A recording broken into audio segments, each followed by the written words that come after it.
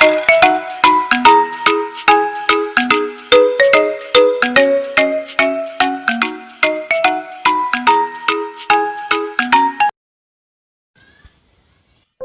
मैंने बहुत दिनों के बाद बंदर देखा। बंदर ही क्या, बंदर की टोली जा रही थी। वो जब मैं छोटी थी तब तो बंदर अक्सर दिख जाया करते थे, आ जाते थे। और तुम्हें पता है, अगर उनको कोई फ्रूट्स का पेड़ दिख जाए जैसे पपीता या अमरूद, तो वो जाते थे और सारे फ्रूट्स को तोड़ मोड़ के फेंक देते थे। कुछ खाते थे लेकिन खाते कम थे और फेंकते ज्यादा थे, सारा वेस्ट करके चले जाते थे। और मुझे समझ में नहीं आता था करते क्या है। अगर फ्रूट्स को खाना है तो भाई आराम से खा लो ना, आधा खाना और आधा फेंकना, इसका पॉइंट क्या है? कोई मतलब नहीं ना। बट उनका ये बिहेवियर क्यों था वो मुझे समझ में नहीं आया। लेकिन कल ना मैं एक बुक पढ़ रही थी और मुझे वहां पर इसके बारे में बात पता चली। ये कहानी थी ब्राजील की।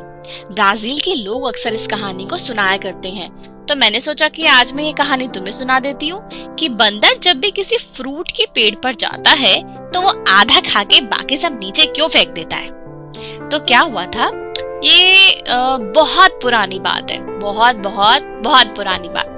तो एक बार एक बहुत बड़ा गार्डन था। उस गार्डन में खूब सारे फ्रूट्स वाले पेड़ लगे रहते थे।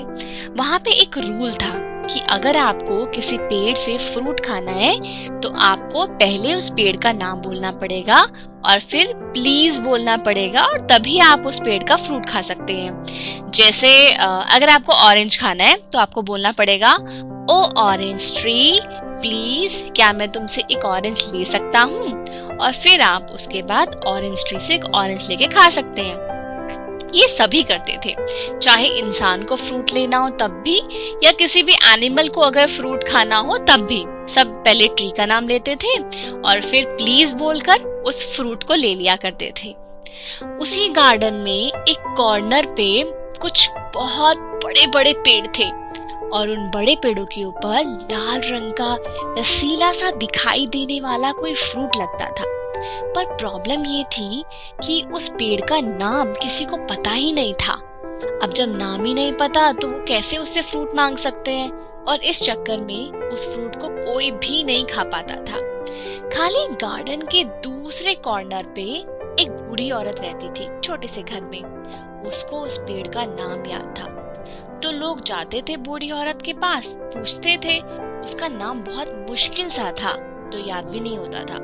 बूढ़ी औरत नाम बता देती थी और जब तक वो गार्डन के दूसरे कोने में उन पेड़ों तक पहुंचते थे तब तक वो नाम भूल जाते थे, और इस चक्कर में उस पेड़ से कोई भी फ्रूट नहीं खा पाता था।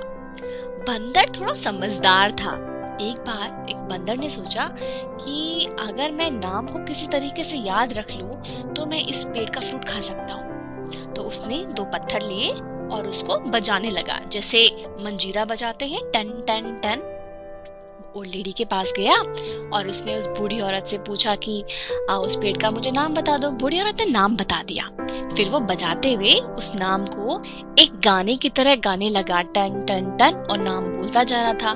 रास्ते में उसको जो भी मिलता वो किसी की कुछ नहीं सुनता, बस वो नाम बोलता गया बोलता गया बोलता गया, और करते करते करते वो गार्डन के उस हिस्से में पहुंच गया जहां पर वो पेड़ थे।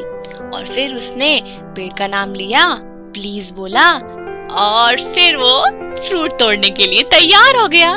जैसे उसने रेड कलर का वो रसीला सा दिखने वाला फ्रूट तोड़ा, उसमें से बहुत अच्छी खुशबू आ रही थी, और अब बंदर को लगा कि उसे खा के देखता हूँ। और उसने अपना मुंह खोला और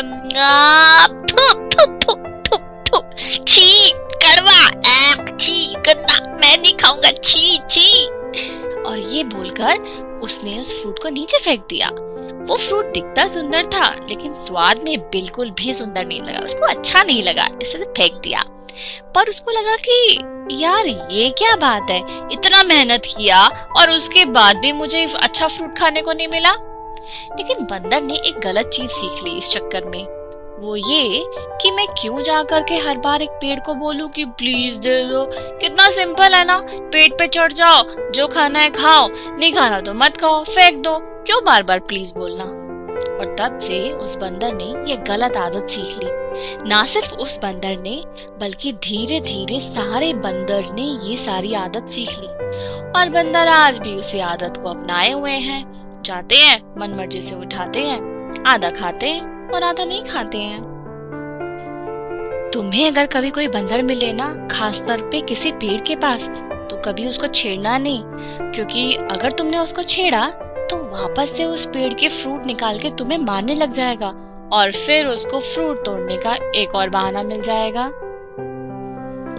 सोचती हूँ उसकी ये आदत कैसे छुड़ाई जा सकती है। तुम्हें अगर कोई ट्रिक या कोई और बात पता चले तो मुझे जरूर बताना।